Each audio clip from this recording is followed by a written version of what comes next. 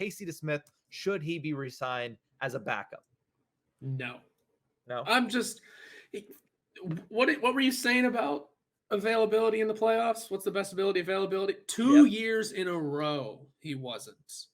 Yeah, no. And not even that, but just tack on the fact that in the NHL, backup goalies don't last very long. They're the journeymen, right? Mm-hmm. That's what Louis Domingue was until he got here. He's the journeyman. They bounce around teams. Look at Brent Johnson. Look at, I don't know, other backups. They bounce around everywhere. Mm-hmm. Why is one still here in Casey DeSmith? Nothing against the guy. He's played fine. Mm-hmm. But it's just time to move on and find some fresh blood in the backup field. And if you're thinking Marc-Andre Fleury, all right. It's Casey DeSmith, I think, has just run his course here. He's always injured in the worst times. And it's just the end of the road. Okay. Don't even need to dig into numbers or ability of play.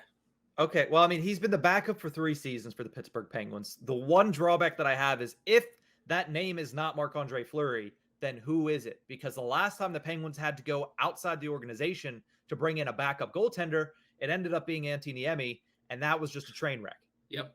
So, yes, I would agree to move on from Casey DeSmith. I would agree that you need some fresh blood back there, especially to close the gap between where Jari and DeSmith are and where Lindbergh, Blomqvist, again, can't remember the guy's name from the WHL, but those 3 guys are really good.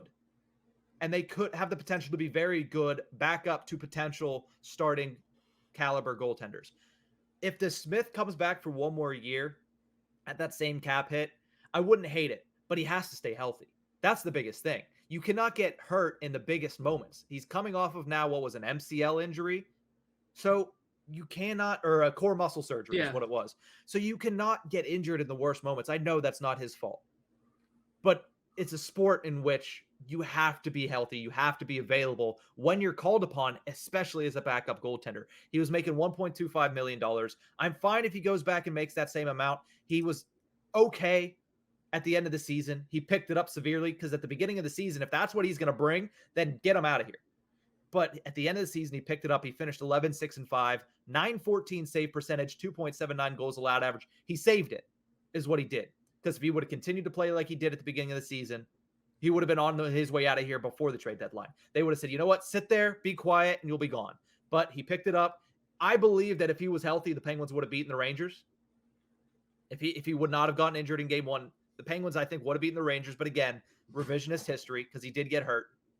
But I don't know. I would like to change backups. I would like to move on from Casey DeSmith. But the alternative is what scares me. Who is going to come in? Because if it's Louis Domingue, no. Louis Domingue is not a number 2. He's a number 3. So that's where I stand on Casey DeSmith. If the person coming in after him is not named Marc-Andre Fleury or somebody that's closer to a 1B than Casey DeSmith, then why would you be switching in the first place? So you don't think Louis Domingue's play would have been elevated just by getting a little more playing time in the NHL than 1 game? No, I don't trust Louis Domingue as a backup. Interesting. I don't. Because I feel like that was one of the things that I was told that if Louis Domingue had played a little more NHL time and was caught up to NHL speed, it's not to say he would have been better or worse than Casey DeSmith, but there may have been improvements in certain areas because let's be honest. If I look at game 5 specifically, it's 5. Am I thinking of the right game? No. Game 5's the road game. You're thinking of game 6, I think. Yes. Or I'm thinking of game 6 where there were just softies.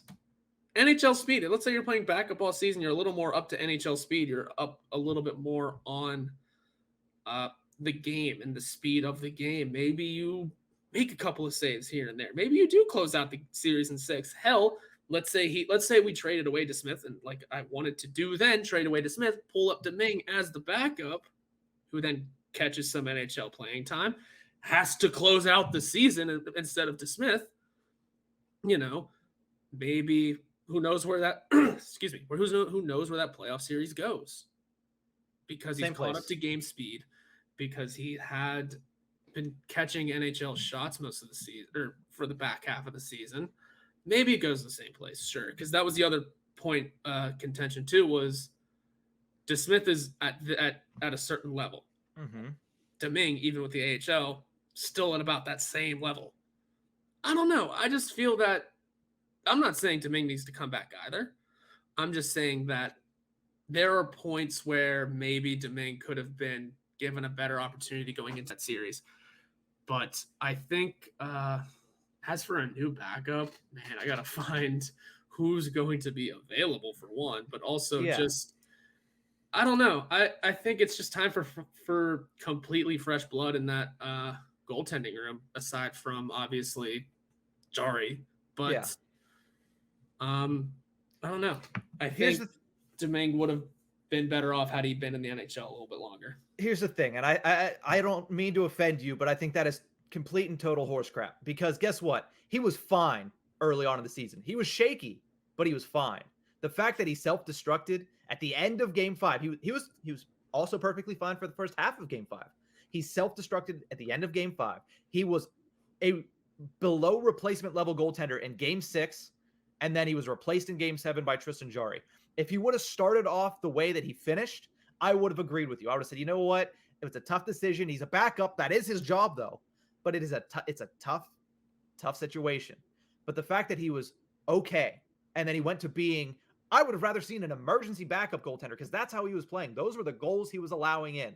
E-bug goals. Yeah. Goals from the point that hit off of him, went straight up, and rolled right behind him. They were awful goals. If he would have gotten more playing time in the NHL, that doesn't change the fact that he was fine at the beginning of that series. He was perfectly fine in triple overtime, whatever it was, in Game 1.